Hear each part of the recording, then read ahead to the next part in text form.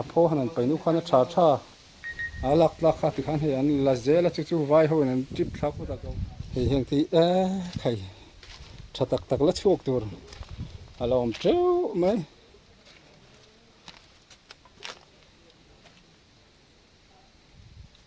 kan pil muk mai lom le thing jinga heng hi engang nge char char ni box lo lian box e engang nge ping nei vem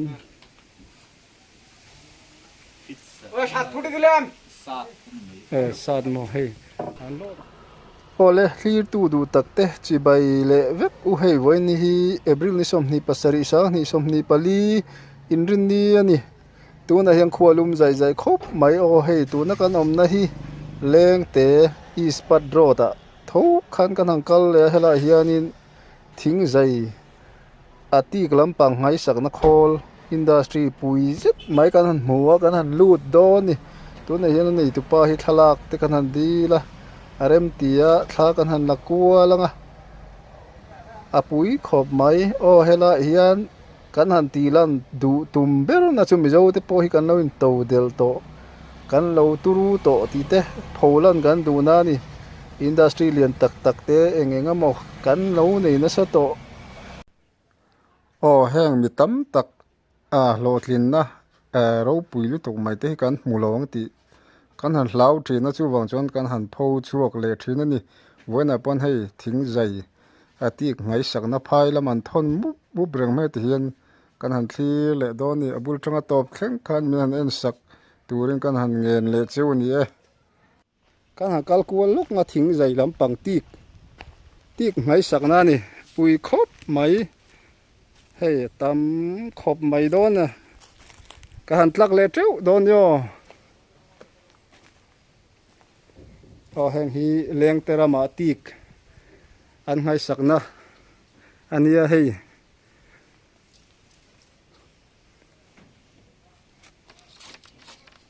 khai hei atam khop mai kan han en kwa langa hei an her na khol a chaka khen ai pui zo ka lo mani khu o hei heng aten atam mai tik ngatani pui takani so khai kal chua sen an lo ni hei helai po hian kan nulam ha kan let leng hei an thil siam na nu atam khop hei heng thi an tik ngai sak an du to lo na pho lampang rong kai ani o hei heta hi kan han phenga hei tuna hianin vai ho in an phur thina ti khan gau hati an phur thla thina hei kan hmong hian bang chen an yom tak thil design tur thapui pui khai atam khop mai bang chen le eng tur nge mani hei heng ate hi atiang er ur ma khi atum po vai gau hati lam motor ading me ka phur thla tur an ni karing hei tuna te po phur mai thei tel angkha hian pe to khi la hian an pu te an noma ani tu pa te athla kan la chonga toy te kan han kom venga khai khi a phone pe na te chu atam em me pui takani mi hi na hin lo wan thok na satak ti mai tur ani pui takani khi mi pakhata vek khani hei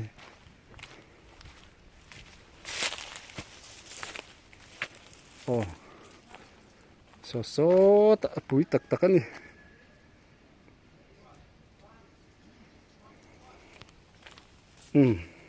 heng hi a pho an pai na vel khani khu lai mi te khu chu ala khoi lo sim tik tum tlang thani ai heng lai hi fel fai tak an ron zor phal na nei thla pa an ron lei ti rani an ni hian go hati laman supply thavele thonga hei a pho aturu ngei me kan han lu chua do ni voinia hei tuna ban na thok ho nan lot me ka apui ngei me hei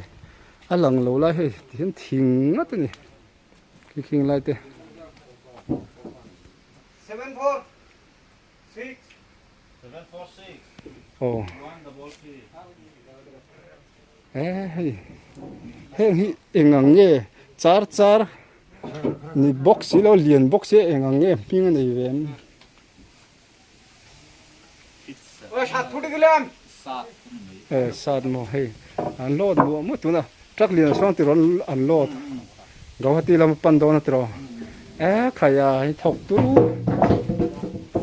i tu ru le mai industry chu hei anga zia so kan mu thiam nga hei tu na hian kan han soi thiam dan tu chu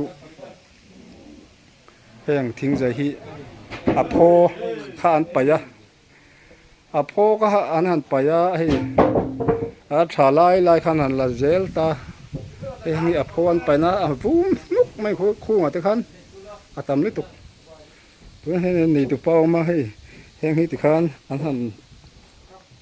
a pho han painu khan a tha alak kha ti khan he an la zela chu vai ho in trip thak ta go hati vai ho in thil nal tak siam nan lo mang thina ni 64. khai kan lo tu ru le mai hei a pui rem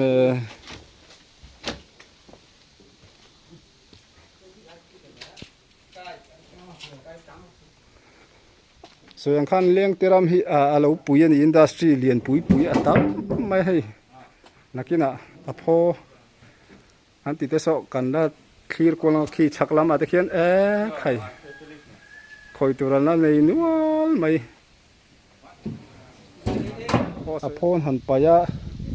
a thalai lai an han la a pui ni o kan rin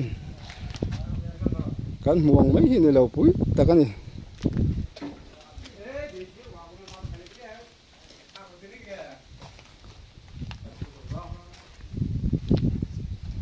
heng thi khai tha tak la chuak tur alom treu mai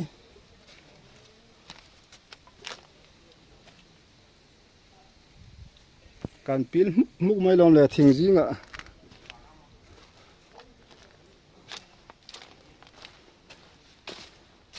o hei anei tu te kan dil zok thalak te an rem tia kan han la ni an fakom hle mai hetiang sum do na thiam tak mai le fing tak mai an om hi thini mi zolam te pon a kan chhor ta ngani mi fing tak le miril ru nei ten an han sum dong a bul han tran thin te hi a kan chhor lo mo kan ti han kan lo chhor hloma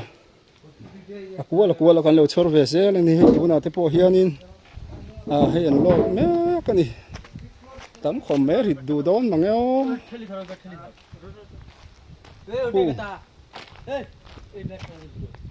khai thing tani khulai po khong khu kal thamai la thing je thawani anga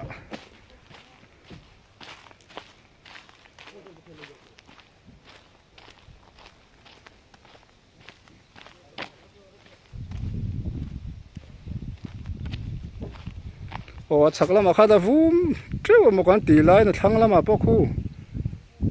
khai an pui khop mai an in khama that mel khop mai ani zong hei ani khat lau lu po tam tak tan chon kan kum khat lau lu po na dai don ma ti mai tur ani mar che tiang thok tur hi chon fin le rem siat te aris huai te nga ya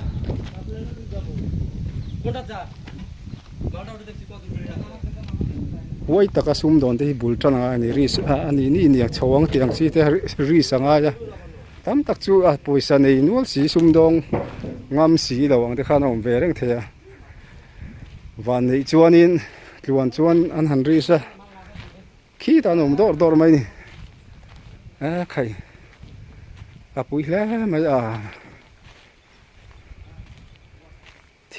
thinga tani o heng te hi huan nei tu ten fel fai takin an on zora an ni hian fel fai takin lo le saka a pho a chelai te han pai vek nuwa gawati lama vai te hoin an lo le saka ti khan bung ronal tak le engemo siam nan te han lo mang le khai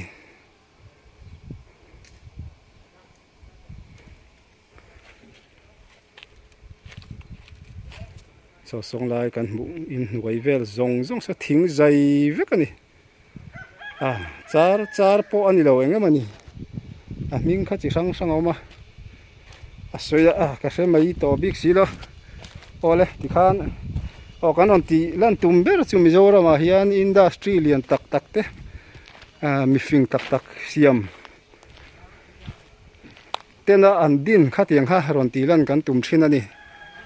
ve voin ya poleng tirama tik a phoan han hlaya ti khanin aman to tak tak in gawhati lama an thon thla ti khan khatiang a sum don mun pui khani he ro pui khop mai ole luang taka thok zer turin du sakna kan han lan ni sela kan video te min thlir sak tu te in chunga kan loma milo thlir sak le zel turin kan han ngen non le chu ni we tunu ta chon bye bye ti lam Mizoram chunga thil khatiang changkan na lampangina min bo ang chi hrim hrim thil dang dai industry lian pui pui ang chi te mi van nei na ti me ang khatiang mal som nan don an hausak pui an len thur na te kha ron ti lan thin ka du ni asum dong hlotling te le industry lian tak tak te khatiang kha da ka chak thina mi engemaw news thalo kher ai chuanin mi mal som na don te ron pholan hi ka du thina ni voine po hei kan han tilang zok ani an fakom ngei mai ole tuna tan chon du tok phot ila ni danga video dang te min lo chan sak zel don yo a mun thi leng te ani helai po hi leng te ram buk ani